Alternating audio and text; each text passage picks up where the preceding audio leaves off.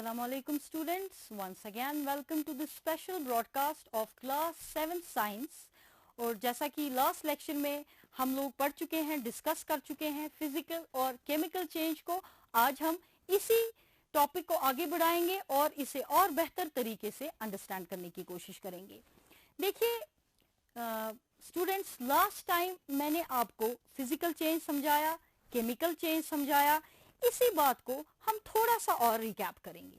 हमने बोला कि चेंजेस दो टाइप्स की हैं। Changes are of two types. First one is the physical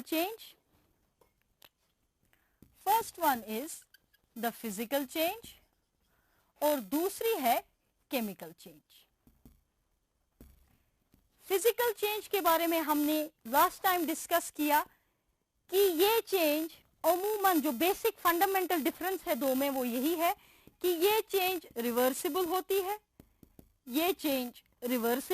है, और ये वाली चेंज इरिवर्सिबल होती है।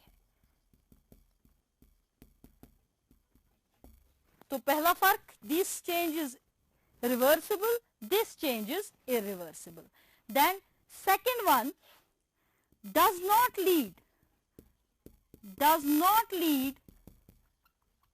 to formation of new substance,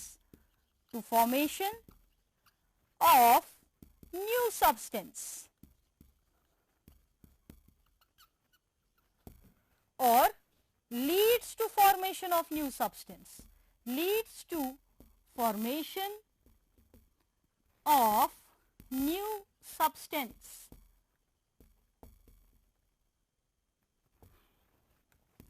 दो फंडामेंटल डिफरेंसेस या जो दो बेसिक हम कहेंगे फंडामेंटल कैरेक्टर्स है जिसके बेस पे हम फिजिकल केमिकल चेंज को आइडेंटिफाई कर सकते हैं, वो यही है कि फिजिकल चेंज रिवर्सिबल होती है। हम सब्सटेंस को वापस वैसा बना सकते हैं जैसा वो चेंज से पहले थी। जैसे कि मैंने लास्ट टाइम आपको फोल्डिंग ऑफ पेपर के बारे में बताया था। हमने पेपर फोल्ड किया, ये पहले पेपर ऐसा था, हमने फोल्ड किया, हमने चेंज की, इसका साइज भी बदला, शेप भी बदला। क्या रिवर्स कर सकते हैं? हाँ जी, खोल दीजिए पेपर को, बड़े आराम से ये वापस अपने शेप और साइज में आ जाएगा। तो ऐसी चेंज को हम रिवर्सिबल चेंज कहेंगे। फिर क्या इसमें कोई नई चीज बनी? बिल्कुल नहीं बनी। कागज पहले भी कागज था, फोल्डिंग के बाद भी कागज रहा। एक और पेपर से रिलेटेड एक्टिविटी कीजिए। आप अक्सर कागज के जहाज बनाते हैं और उड़ाते हैं। कागज को लीजिए, फोल्ड कर लीजिए, जहाज बनाइए। क्या वापस पहले जैसा कर सकते हैं? हाँ, कर सकते हैं। अनफोल्ड कीजिए, बिल्कुल वैसा हो जाएगा। तो ऐसी चेंजेस जो है रिवर्सिबल होती है और कोई नई सब्सटेंस इनमें नहीं बनती। केमिकल चेंजेस, जैसा कि मैंने आपको लास्ट टाइम बताया था, boiling of eggs, rusting of iron, iron पे जंग लगना, अंडों का उबलना, एक ऐसी चेंज है कि एक बारी हो गई, हम वापस उसको रिवर्स नहीं कर सकते, यानी ये इरिवर्सिबल चेंजेस होती हैं और इसमें नई सब्सटेंस बनती है। जैसे कि कील के ऊपर रस्ट बन गया, वो एक नई सब्सटेंस थी। कच्चा अंडा कुछ अलग किस्म का होता है, उबला हुआ अंडा कुछ अलग किस्म का होता है। पहले तो आपको एग व्हाइट नजर नहीं आता, फिर उबलने के बाद आपको बड़े आराम से एग व्हाइट दिख देता है, जर्दी अलग शेप में चेंज हो गई होती है। तो आप जो देखते हैं इसमें नई सब्सटेंसेस बनती हैं। ऐसी चेंजेस जो है एक तो इरिवर्सिबल होती है और इनमें नई सब्सटेंसेस बनती हैं। तो ये तो लास्ट के लेक्चर का हमने थोड़ा सा मैंने आपको रिकैप करवाया कि ये फिजिकल चेंजेस होती हैं, ये केमिकल चेंजेस होती हैं। फिर इस चैप्टर में इसी बात को लिखा गया है, लेकिन थोड़ा सा इसको एग्जाम्पल्स के साथ और डिस्कस किया गया है।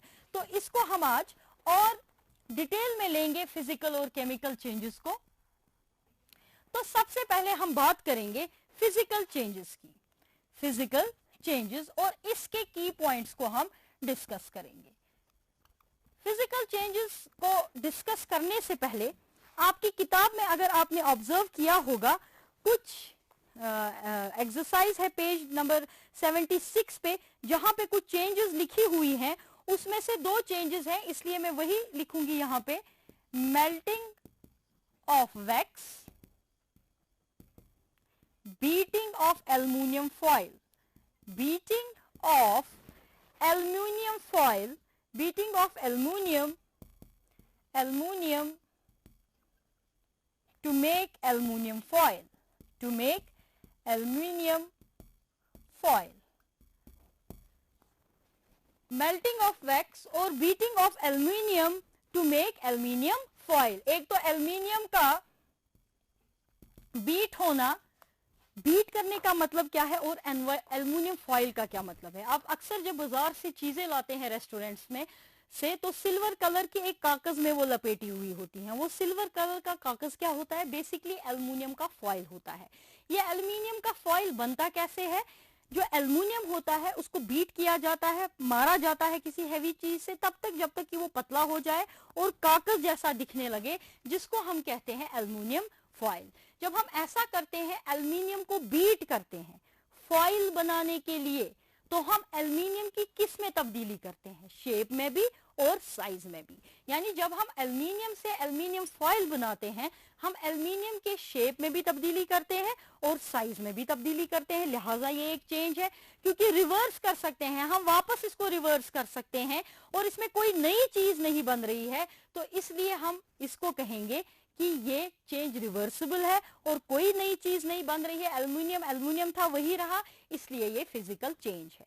इसी तरीके से मेल्टिंग ऑफ वैक्स, हम वैक्स को जब मेल्ट करेंगे, किसी चीज में रख के, किसी कवली में रख के कैंडल को मेल्ट कर लीजिए, वो पानी पानी जैसा हो जाएगा। क्या फिर हम इस चीज को रिवर्स कर सकते हैं, वापस इसको वैक्स बना सकते हैं? जी हाँ, आप इसको ठंडा कर दीजिए, ये वापस वैक्स में बदल जाएगा, और पहले भी वैक्स था, बाद में भी वैक्स ही रहा, कोई नई चीज इसमें नहीं बनती है। इसीलिए मेल्टिंग ऑफ वैक्स भी एक फिजिकल चेंज है, मेल्टिंग ऑफ वैक्स भी एक फिजिकल चेंज है। तो फिजिकल चेंजेस को जब हम देखते हैं, इनको हम फिजिकल चेंजेस इसलिए कहते हैं, जैसा कि मैंने कई बार दोहराया है अपने लेक्चर में, फिजिकल चेंजेस को इसलिए फिजिकल चेंजेस कहते हैं क्योंकि ये किसी भी सब्सटेंस की फिजिकल प्रॉपर्टीज में आती हैं। ये किसी भी सब्सटेंस की फिजिकल प्रॉपर्टीज में आती हैं। फिजिकल चेंज को हम फिजिकल चेंज इसलिए कहते हैं बिकॉज ये किसी भी सब्सटेंस की फिजिकल प्रॉपर्टीज में आती है। नाउ कौन सी ऐसी फिजिकल प्रॉपर्टीज होती हैं जिनमें ये चेंज आ सकती है? ये सब्सटेंस के शेप में आ सकती है, ये सब्सटेंस के साइज में आ सकती है, ये सब्सटेंस के स्टेट में आ सकती है, ये सब्सटेंस के कलर में आ सकती है, ये सब्सटेंस के ऑर्डर में भी आ सकती है। तो जब चेंजेस सब्सटेंस की फिजिकल प्रॉपर्टीज में आए, ऐसी प्रॉपर्टीज में आए जिनको हम आराम से देख सकते हैं, ऑब्जर्व कर सकते हैं, तो जैसे कि शेप है, साइज है, स्टेट है, कलर है, ऑर्डर है, ऐसी चेंजेस को हम कहेंगे फिजिकल चेंजेस। अब हम इसकी एक एक एग्जाम्पल अपने पास याद रखेंगे, और आपकी किताब भी इसी से रिलेटेड एक एक एग्जाम्पल को डिस्कस कर रही है फिजिकल चेंज में, वरना बातें तो वही है फिजिकल चेंज के बारे में कि इरिवर्सिबल है और कहीं पे भी नई सब्सटेंस नहीं बनती, जो कि आप इधर की एग्जाम्पल्स में अभी देखेंगे। देखिए, हमने शेप की बात की है, इसमें मैं फिर से वही आसान सी एग्जाम्पल ये पेपर के फोल्डिंग की आपको दे दूंगी। This is a change in shape, इसको हम रिवर्स कर सकते हैं, पहले भी पेपर था तब भी पेपर रहा। अगेन ये रबर बैंड है, स्ट्रेचिंग ऑफ रबर बैंड की हम बात करेंगे, ये भी एक रिवर्सिबल चेंज है, और अगेन इसमें शेप इन्वॉल्व हो रही है, तो ये एक फिजिकल चेंज है। और पेपर की फोल्डिंग में भी साइज इन्वॉल्व हो रहा है, तो वो भी एक फिजिकल चेंज है। अब स्टेट की बात रही तो बॉइलिंग, पानी का बॉयल होना या आइस का मेल्ट होना, ये दोनों क्या है, स्टेट की चेंज है। जब आइस वाटर में बदलता है तो बेसिकली कौन सा स्टेट किस में चेंज होता है, एक सॉलिड चीज किस में बदल रही है, लिक्विड में बदल रही है, तो ये स्टेट की चेंज है। Boiling of water, melting of ice, ये स्टेट की चेंज है, तो ये भी किस में आएगी, फिजिकल चेंज में आएगी, बिकॉज इसमें फिजिकल प्रॉपर्टी में चेंज आ रहा है सब्सटेंसेस की। और क्या कोई नई चीज बन रही है, बिल्कुल नहीं बन रही है। पानी के बारे में बात हो रही है, पानी पानी ही रह रहा है, इसीलिए ये एक फिजिकल चेंज है। तो जितनी भी चेंज है शेप, साइज, स्टेट, कलर और ऑर्डर को लेके है।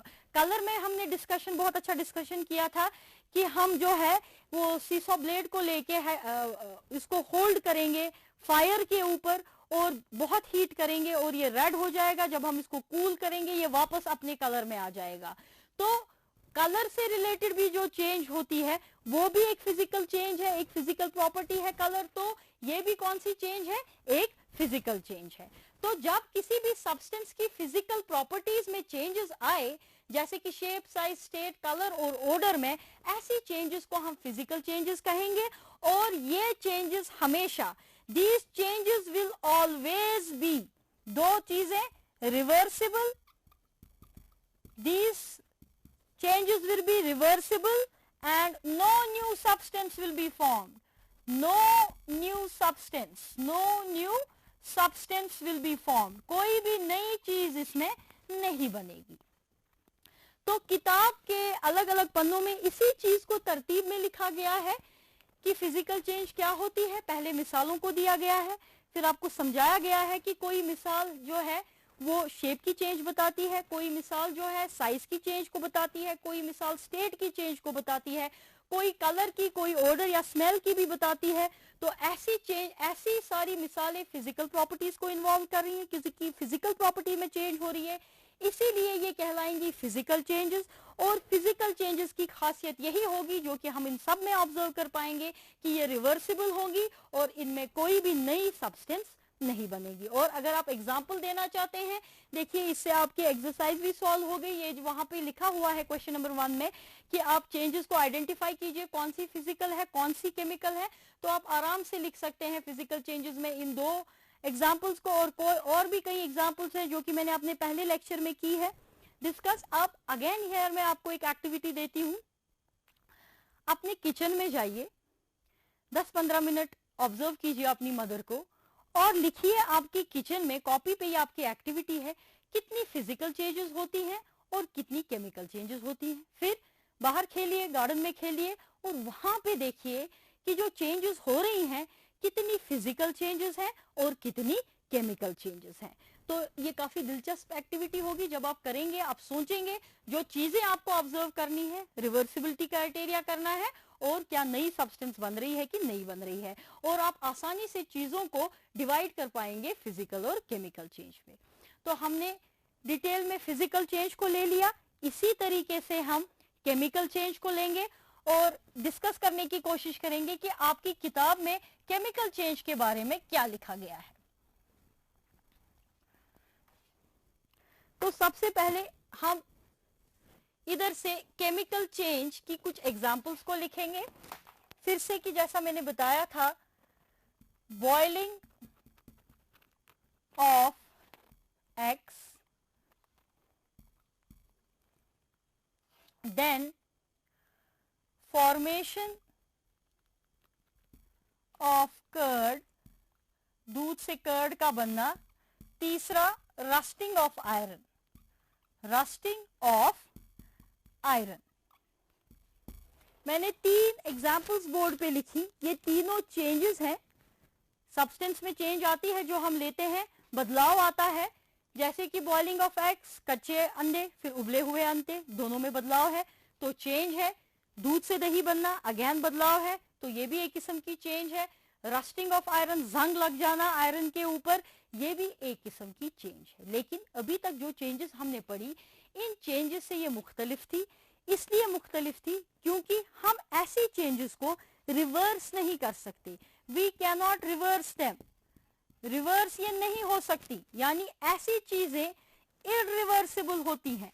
ऐसी चीजें या ऐसी चेंजेस इररिवर्सिबल होती हैं, हम इनको रिवर्स नहीं कर सकते. जैसा कि आप एग्जांपल्स की तरफ देखिए और फिर आप देखिए हम इसमें से किसी भी चीज को रिवर्स नहीं कर सकते हैं और इसमें नई सब्सटेंस बनती है.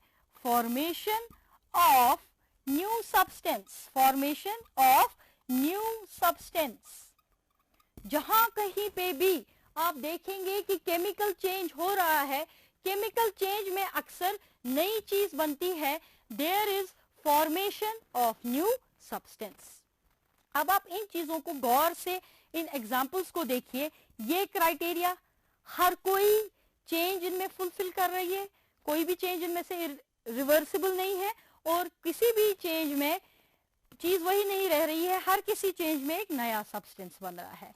तो इस चेंज को हम इसीलिए कहेंगे कि ये जी एक केमिकल चेंज है. ये कौन सी चेंज है?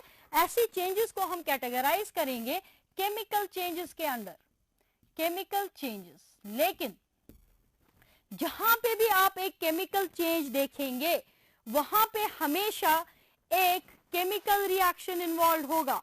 वहां पे हमेशा एक केमिकल रिएक्शन इन्वॉल्व होगा. One chemical reaction will be involve. किस तरीके से? इसमें सबसे बेहतरीन एग्जांपल जो आपकी किताब में डिस्कस की गई है, रस्टिंग ऑफ आयरन। इसमें कौन सी रिएक्शन इन्वॉल्व होती है, जरा हम देखें इसको। इसमें अगर हम मोटे तौर पे लिखें, इसमें आयरन जो है हवा के ऑक्सीजन किसके साथ रिएक्ट करता है?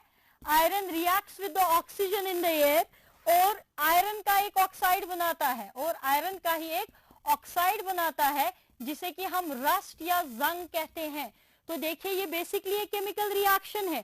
एक सब्सटेंस, एक एलिमेंट दूसरे एलिमेंट के साथ, या एक सब्सटेंस दूसरे सब्सटेंस के साथ रिएक्ट करके कुछ और नया बना रहा है।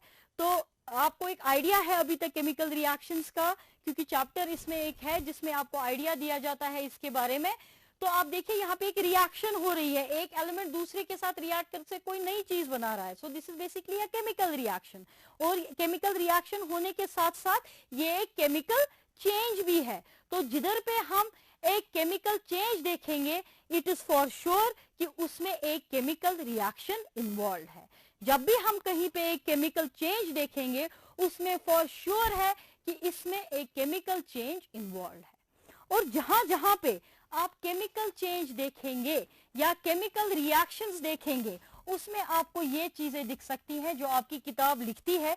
कभी कभी आप देख सकते हैं, या तो आपको यहीं से हीट देनी पड़ेगी, either you have to give heat, या हीट वहीं से रिलीज होगी।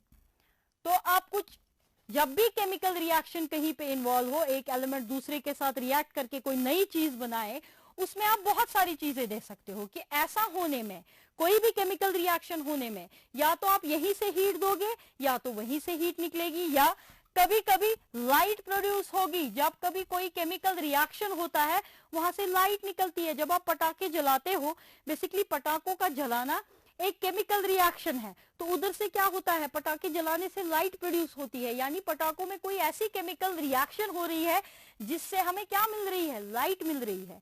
तो कभी कभी जब कोई केमिकल रिएक्शन होती है या कोई ऐसा केमिकल चेंज होता है, कभी कभी हमें उधर से लाइट भी दिखती है। और इतना ही नहीं, कभी कभी गैस भी इवॉल्व होती है। जब कोई केमिकल रिएक्शन या केमिकल चेंज होती है, उसमें से कभी कभी गैस भी निकलता है, कभी कभी गैस भी निकलता है। तो हम ऐसे गैसेस को महसूस कर सकते हैं, स्मेल कर सकते हैं। We can smell it out कि यहाँ से कोई चीज निकली है जिसकी स्मेल आपके नाक में आएगी और आप उस स्मेल को महसूस कर सकते हैं।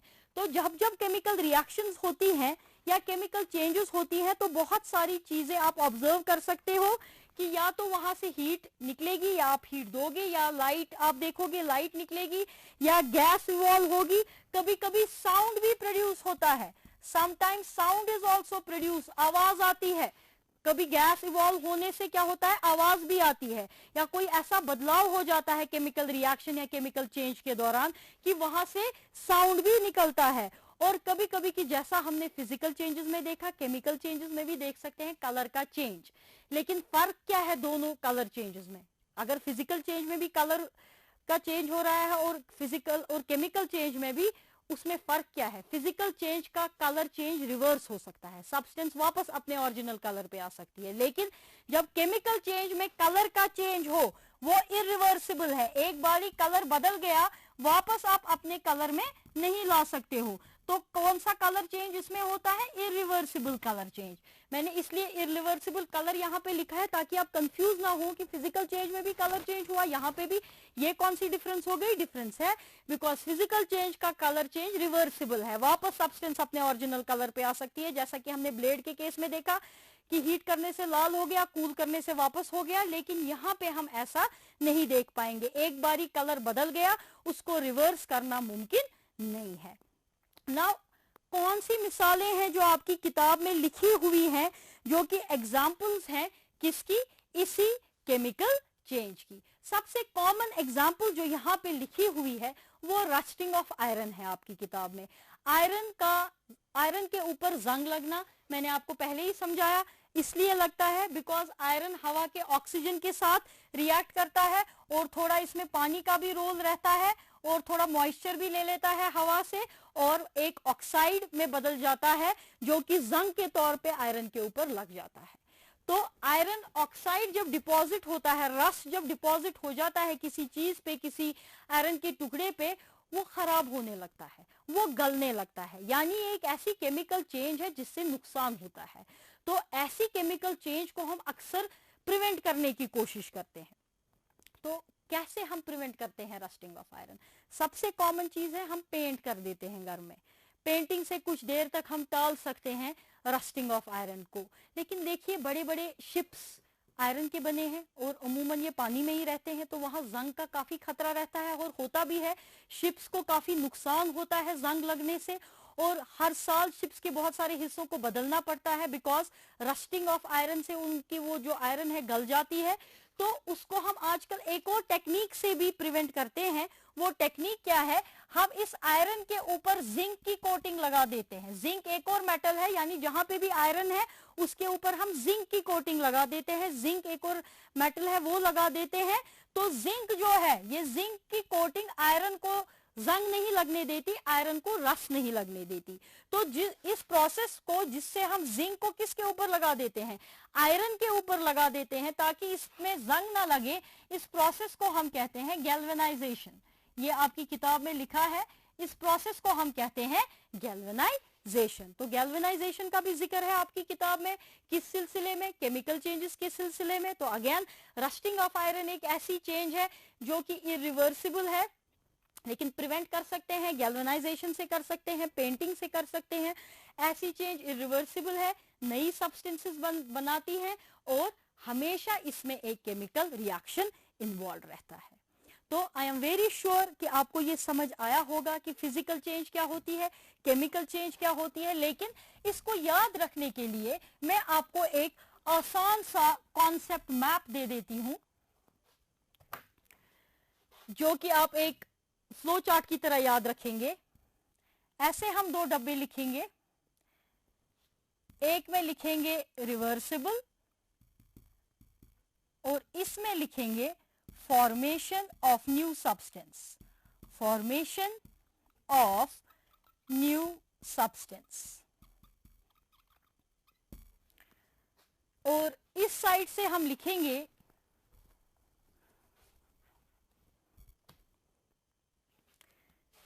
फिजिकल चेंज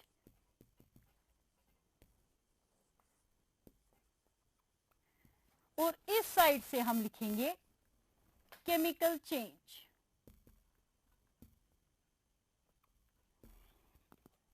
अब देखिए मैं कितनी आसानी से इसके को करूंगी, और इस पे लिखूंगी डज नॉट लीड टू, और यहां से लिखूंगी आर नॉट, और यहां से लिखूंगी लीड्स टू। देखिए मैंने सिरे से जब आपको ये चैप्टर, ये टॉपिक पढ़ाया, आपको बताया दो ही चीजों के इर्द गिर्द रिवॉल्व करता है, रिवर्सिबिलिटी और नई चीज बनना। मैंने लिखा physical changes are reversible, does not lead to formation of new substance. इसी के ऑपोजिट मैंने ऐसे ही एरो केमिकल चेंज के लिए बनाए, लिखा आर नॉट रिवर्सिबल, रिवर्स नहीं होती है, और लीड्स टू, इसमें बनती है फॉर्मेशन ऑफ न्यू सब्सटेंस, नई चीजें बनती हैं। तो देखिए कितना आसान है, एक ग्राफ मैंने बना दिया, दो ही चीजें आपने लिखी ये, और एरोज बनाई फिजिकल और केमिकल चेंज के लिए, और फिर या तो और डज नॉट लीड टू और डज लीड टू। और इसको याद करने के लिए आसान से हम लिख सकते हैं can lead to change in, can lead to change in. Change in किस में चेंज आ सकती है? शेप में, साइज में, कलर में, स्टेट में और ऑर्डर में। तो देखिए ये फिजिकल एंड केमिकल चेंजेस का आपके लिए कॉन्सेप्ट मैप है, आप इसको नोटबुक्स पे बनाइए। पूरा चैप्टर एक ग्राफ के फॉर्म में आपके पास आ गया, और जो फंडामेंटल कॉन्सेप्ट्स हैं वो आप बड़ी आसानी से इससे याद रख सकते हैं, ना आपको कंफ्यूजन होगा। बिकॉज अक्सर एग्जाम्स में आपको कंफ्यूजन होता है, आप केमिकल को फिजिकल में और फिजिकल को केमिकल में लिख देते हैं। अगर आप इस कॉन्सेप्ट मैप से इसको याद रखेंगे, आपको कभी भी कंफ्यूजन नहीं होगा और आप कभी भी गलती नहीं करेंगे। तो dear students, I am very sure कि आपको फिजिकल केमिकल चेंजेस चैप्टर पढ़ने में मजा आया होगा, एंजॉय किया होगा। इसकी एक्टिविटी मैं आपको यही बताऊंगी कि अपने इर्द गिर्द कम से कम 10 चेंजेस ऐसी लिखिए कि जो फिजिकल चेंजेस हैं और 10 चेंजेस ऐसी लिखिए जो कि केमिकल चेंजेस हैं। आई एम वेरी श्योर आपको ये चैप्टर समझ आया होगा, आपने एंजॉय किया होगा।